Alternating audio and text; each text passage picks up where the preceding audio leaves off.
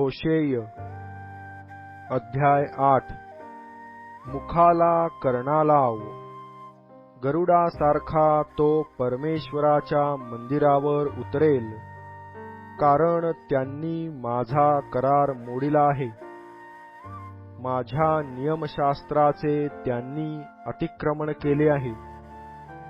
हे माझ्या देवा, आम्ही इस्राയേल तुला ओळखितो असे ते माझा धावा करून म्हणतात.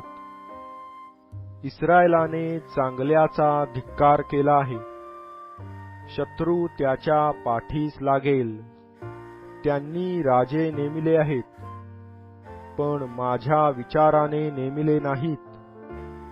त्यांनी अधिपती स्थापिले, पण त्यास माझी संमती नव्हती.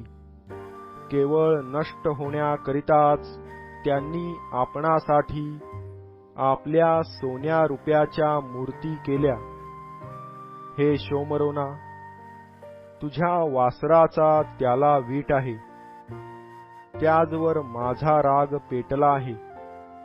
त्यास निर्दोषता प्राप्त होण्यास किती काळ लागेल?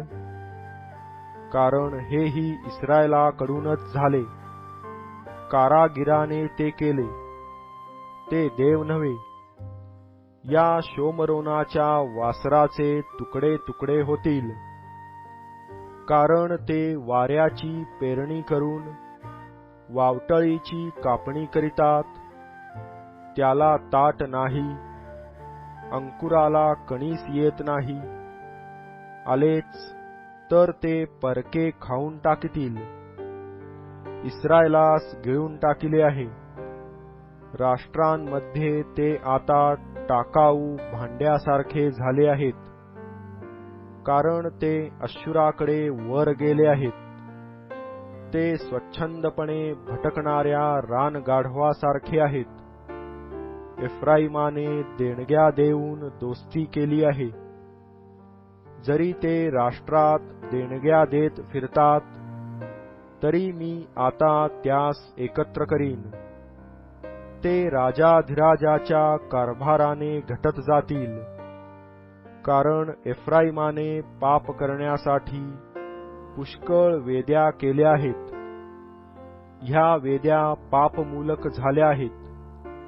मी त्याच्यासाठी आपल्या धर्मशास्त्राच्या लाखो आज्ञा लिहिल्या, तरी त्याला त्या परक्याच वाटतात.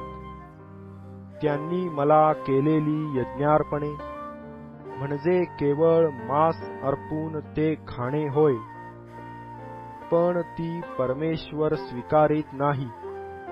आता तो त्यांचा अधर्म स्मरेल व त्यांच्या पापाचे शासन करील. ते मिस्रास परत जातील, कारण इस्रायलाने आपल्या उत्पन्नकर्त्यास विसरून मंदिरे बांधिली आहेत. यहूदाने तटबंदीची नगरे बहुत बांधिली आहेत, पण मी त्याच्या नगरांवर अग्नी पाठवीन. तो त्यांचे वाडे खाऊन टाकील.